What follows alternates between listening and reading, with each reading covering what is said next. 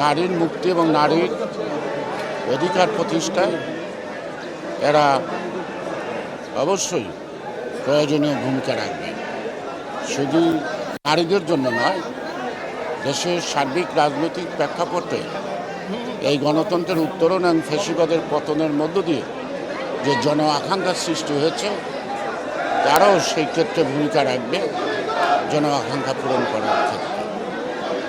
আমরা দলগতভাবে নারীর ক্ষমতায়ন এবং সংসদে আরও অধিক সংখ্যক নারী সদস্য যারা সরাসরি নির্বাচন করে এসছে, ভবিষ্যতে আমরা দলের পক্ষ থেকে আরও অধিক সংখ্যক নারী নেতৃত্ব তৈরি করব, যারা আগামী দিন সরাসরি ভোটের মাধ্যমে, জনগণের প্রত্যক্ষ ভোটের মাধ্যমে নির্বাচিত হয়ে আসতে পারে।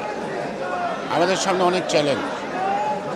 ভঙ্গুর অর্থনীতি, ব্যাংকগুলি শূন্য এবং ব্যবসায়ীরা ক্ষতিগ্রস্ত, লুটেরাদের টাকা লক্ষ লক্ষ কোটি টাকা বিদেশে পাচার। এমনি অবস্থার মধ্য দিয়ে আমাদের ৩৩ দফা বাস্তবায়ন করার ক্ষেত্রে বড় ধরনের একটা চ্যালেঞ্জ।